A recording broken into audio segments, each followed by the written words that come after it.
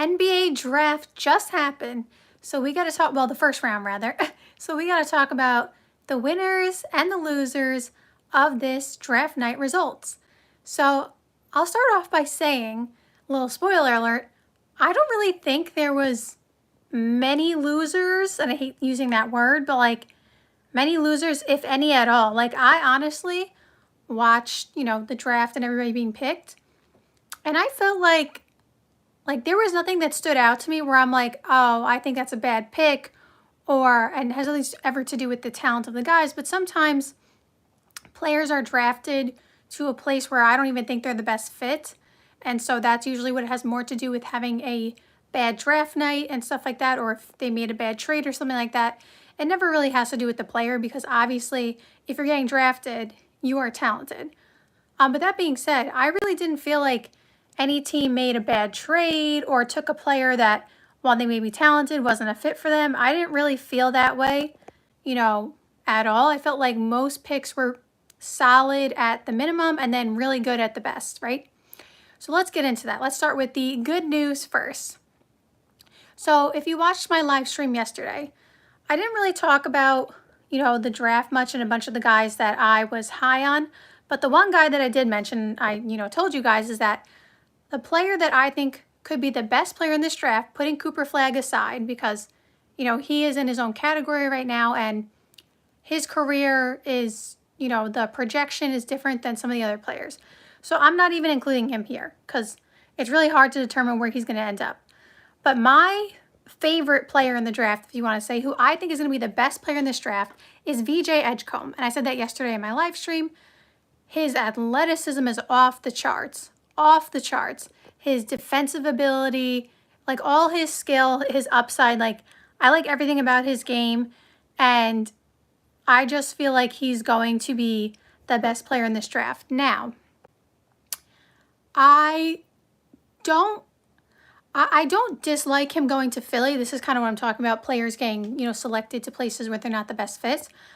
It's not that he doesn't fit there. I'm just concerned about how much playing time he's going to get if they are still trying to contend, with Joel Embiid and Paul George coming back next year. And then Tyrese Maxey is still there.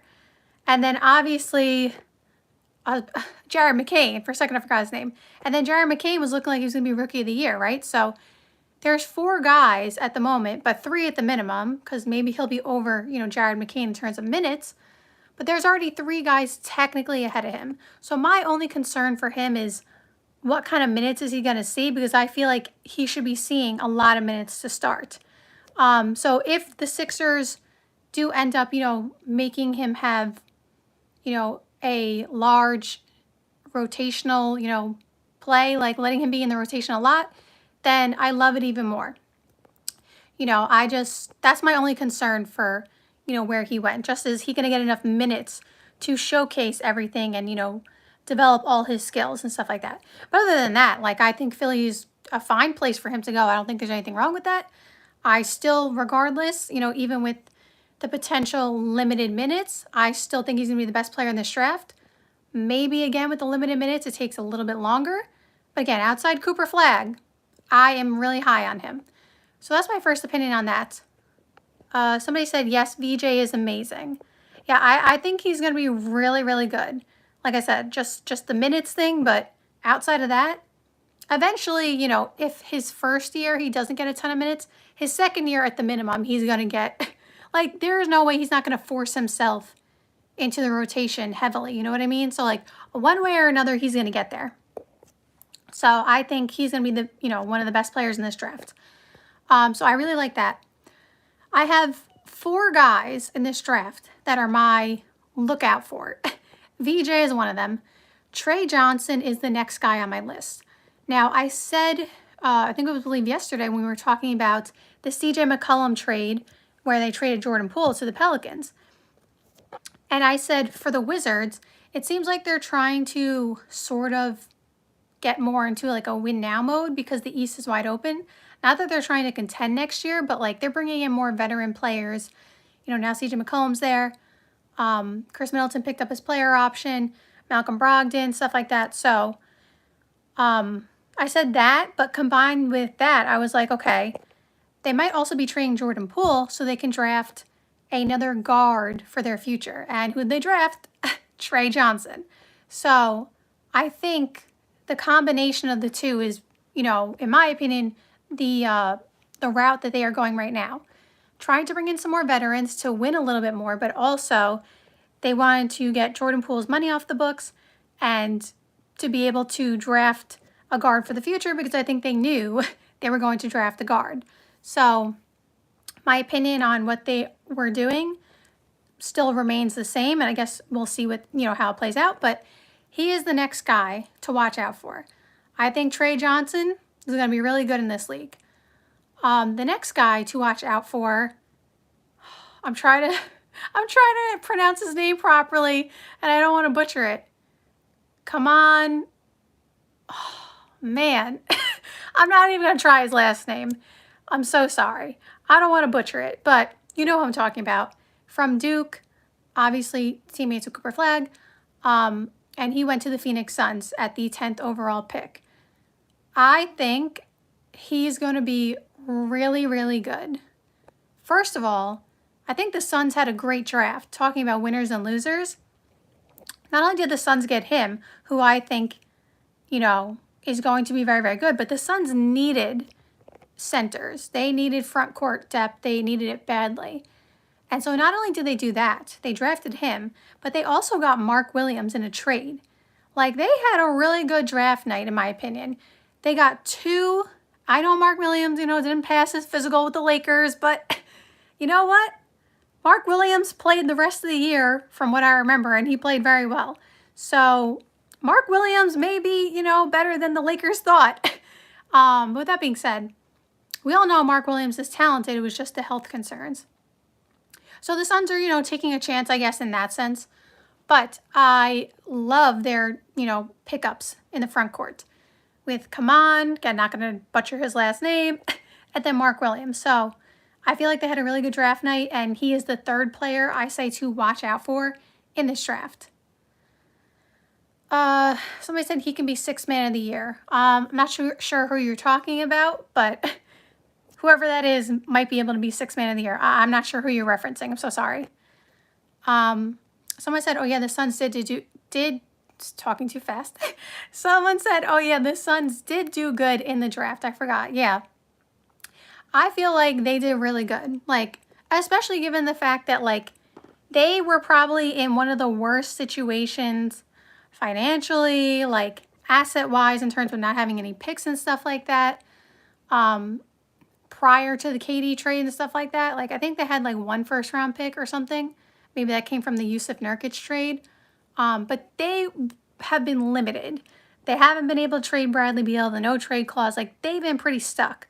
So the fact that they were able to trade KD, and I feel like they got a pretty decent deal for KD, and then they were able to, draft Kaman at 10, who, again, I think is going to be, one of the really good players in this draft, and get Mark Williams. I think they did really good, especially given the limitations they had. That's kind of, like, crazy. So that's my feeling on the Suns. They are definitely one of the winners of the draft. Actually, I have 5 players to look out for. I'm sorry. I said 4, but I meant 5. The 4th player, I think, is Walter Clayton Jr. I think the Utah Jazz also had a good draft, and he is one of the reasons why. I feel like the Jazz are very good at drafting. Like, not every team in the NBA gets it right, but they tend to have a pretty good scouting department, at least since Danny Ainge has been there. Like, when they draft somebody, we're usually looking at it like, oh, they picked some really good guys, like Walker Kessler, who somehow got on the trading block like a year after he was, did he finish second in Rookie of the Year or third? Like, he was really, really good. And then all of a sudden, like, I know his second year was not as good, but like, all of a sudden he's on the trading block, like, so fast. But I feel like since they traded Rudy Gobert and Donovan Mitchell, which is obviously the Danny Ainge, era, they have been, like, picking good guys. But I feel like, with that being said, how many guys can you keep drafting? And what I mean by that is, like, it's going to get to a point where there's too much talent and not enough ball to go around. So, like, all these lottery picks and, really talented players, there's not enough time, minutes in the game, touches for them to all develop. And you're going to have to pick and choose which one you think should be the one getting more of the developmental minutes. And that may, work out in your favor, or you may, quote unquote, pick the wrong one. And it's always a hard decision, but like, back in the day, Jokic and Nurkic were on the same team, and they had to make a decision because they could not play together. They chose Jokic, it worked out, but like, doesn't always work out that way. So I think the Jazz are a winner in this draft. Like I said, I think Walter Clayton Jr., definitely someone to look out for. I think he's going to be very, very good. But they're going to have to do something with all these players they keep drafting. I think John Collins picked up his player option. Obviously, you still have Lauri Markkanen in there. Why do I feel like Jordan Clarkson's still there, right? I don't know why. Because he had so many trade rumors, I'm just like forgetting. But like Jordan Clarkson is still there technically. You still have Colin Sexton, Walker Kessler. That's already a starting 5 right there, right? So that's not even including Keontae. Oh my God, Keyshawn. I'm getting crazy here. Keontae George, who, when he was drafted, I really liked when they drafted him. And I still think he's going to be a good player. So you've got Keontae George too. So, and more players. Like, that's not the end of it. So my only thing with the Jazz is, like, they got to make some decisions. Because it's not fair to all these guys who are not going to get any minutes. And it's not going to help your rotation when, like, each of these guys are getting, like, 5 minutes per game. Like, no one can develop that way. So I feel like they will make those decisions. I still think they are a winner in this draft. Somebody said Kessler may go to the Lakers. The only reason I say he wouldn't go to the Lakers is the Lakers don't have a ton of picks. They have, I believe, 2 first-round picks that they can trade at this moment. And, well, I guess 2 first-round picks would be enough for Walker Kessler. But we know, like I say all the time, we know Danny Ainge likes to maximize the amount of stuff he gets back. And I don't know. And wait a minute. Let me just say something else, because now I just realized. I don't think the Jazz are going to do a deal with the Lakers anytime soon. You know why? Because they got bamboozled in the Luka trade. They were unaware that they were basically making the Luka trade happen by being the 3rd team in the deal. They had no idea. They had no idea until it was too late. They only knew like 30 minutes before. So I don't think they're doing a deal with the Lakers anytime soon for that reason.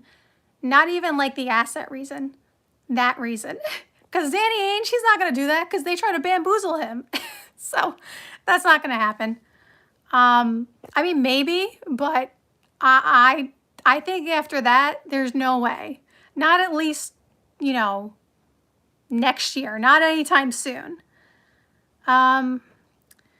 Somebody said, facts, if Kessler goes to Lakers for Dalton, that'll be cool. Yeah, I said, I don't know if I was a little harsh on that. They might have the assets, but the reason I just said about the Luka trade, I don't see it happening for that reason. I said the 5th player, the 5th player that I think you should look out for in this draft is Danny Wolf. He went to the Brooklyn Nets. We'll talk about the Brooklyn Nets, shortly. I do think they did decent in this draft. I think he is someone to look out for. Okay, so when Alperen Sengun was drafted, if you watch my page, if you've been here a while, you know I was saying I didn't want to compare him to Jokic because that's a really tough comparison. But I always said, way back when he was a rookie, he reminded me of like a baby Jokic in some ways, like his ability to, pass the ball as a center and stuff like that. And we've seen some crazy passes from Alperen Sengun, just like they have some similar skill sets. And so I don't want to say Danny Wolf is a baby Jokic, again, because that's, I don't want to say that. Just like when people say, oh, they're the next, Michael Jordan, they're the next LeBron James, like that's an unfair comparison for anybody, right? But I'm going to say that he does have some of Jokic's skill sets as well. So I think Alperen Sengun reminded me more of Jokic when he was a rookie, but I still see it. Like, he has some of the footwork like Jokic has, and obviously some of the passing ability like Jokic. So he is definitely someone I would look out for. Somebody said, yeah, the Nets are loaded now. Yeah, so the Nets had obviously 5 first-round picks. And I said yesterday, I believe in my live stream, like, they're definitely not trading the number 8 pick, and they probably weren't trading number 19. I thought there was a chance they could trade some of the 20 picks because I didn't know if they were going to draft, 5 guys. I didn't know if they were going to do that. But I feel like there are a lot of people who are probably like, they should have traded those picks. I don't agree with that necessarily because, like, here's the thing. Who were they trading for? Like, the Nets are in a unique position. I feel like this is pushing Cam Thomas out the door in a way, but, like, we'll talk about that in a second. But who were they trading those picks for? Like, I don't have an answer. So I'm saying, like, I don't even know who they were going to trade those picks for. It's not that there wouldn't be someone available with those picks, but, like, I don't even know what their answer is because they're still rebuilding. Like, maybe you attach those picks with Cam Johnson. I don't know. Like, I just wasn't sure if they were going to actually, I just wasn't sure who they would get with those picks. Like, I don't even know who they would be targeting. So I felt like better for them to just draft these 5 guys and then figure out who's the best one from there, right? Like, you might as well. 5 picks in the first round, I feel like unless you're like 1 piece away from contending or maybe 2 pieces away from contending, like, then I would understand trading the picks. But, like, the position that they're in, I don't think there was anything wrong with them not trading the picks. Now, in terms of Cam Thomas, though, like, they drafted how many guards? 1 guard. Did they draft 3 guards? I think they drafted 3 guards. And Cam Thomas is obviously a guard. And so I don't know what the situation is going to be with Cam Thomas. Someone actually asked me this yesterday. Shout out to that person. About are they trading Cam Thomas, the Nets? And I said, I don't know. And the reason I don't know is because I said the Nets are in a unique position. And the reason you would trade like Cam Thomas is the comparison I made was like Pascal Siakam being on the Raptors, and he was like 29, and he should have been on a win now team. And obviously the Raptors were not ready to win now. Scotty Barnes was, first, second year, like they were rebuilding.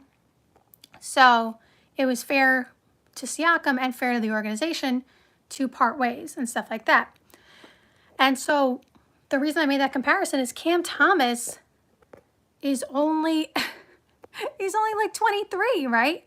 And so what I was saying is, like, you make those kind of trades to trade for someone like younger and stuff like that, right?